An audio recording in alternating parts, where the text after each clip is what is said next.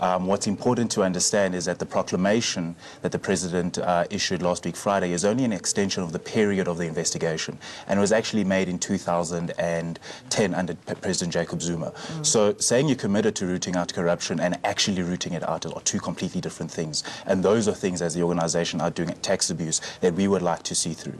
Now, you talk about the former president, and we heard the Minister Nxesi there taking what I perceive to be somewhat a swipe at President Jacob Zuma. He said that, we now have a leader and the political climate that allows for us to be able to root out corruption. And he says, we now have a leader, President Cyril Ramaphosa, of course, he's talking about, who's committed to stamping out corruption and turning the tide on state capture.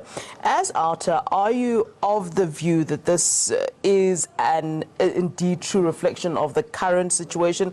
Is this new political climate real in the sense that, President Cyril Ramaphosa was always there in government and always there within the ANC. So it's not as though this person just sort of came out of nowhere and is here to fix everything.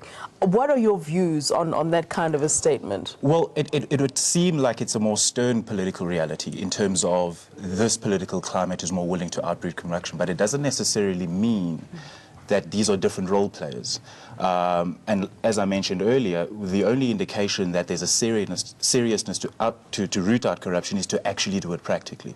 So what came out of the statement yesterday is that there are civil proceedings currently underway, as well as criminal proceedings underway. What is of serious concern, however, is that we have a president. The president indicated in an interview earlier this week that there may be concerns around the criminal justice institutions with regards to this process. And now we find ourselves in a situation where we have to clean up institutions that are tasked with cleaning up.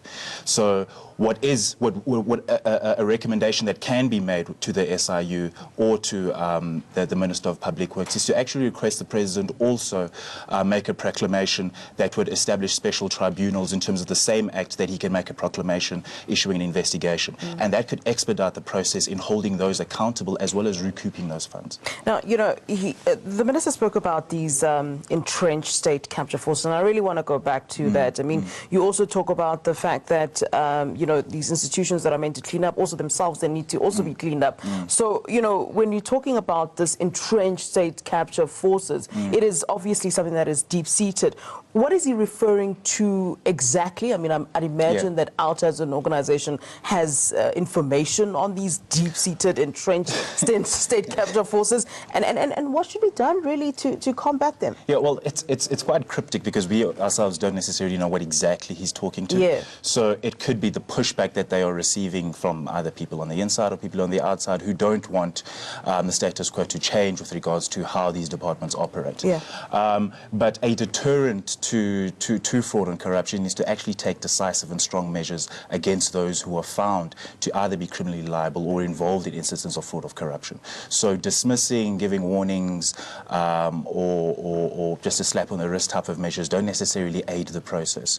What we are cognizant of is that when you're mindful of the extent of corruption, it becomes quite an issue and it becomes quite a process, perhaps a lengthy one even, to actually root it out and to enable that particular department to get back to its original mandate. Do you think it's also possible to criminalize those who are found to be wanting? The minister says that, he wants, lifestyle audits of those that are under him, and, that it would start with him, but it's a trail. It's always a trail, one leading to the next. And, do you believe there is that a reality that indeed those who are found to have been guilty will indeed find themselves behind bars? Well, that remains to be seen. We'll remain optimistic in the hope that, those who are found criminally liable will be behind bars. We are yet to see anyone who has been implicated or who has criminal charges against them put behind bars for any instance of state capture. So that remains to be seen as far as we're concerned.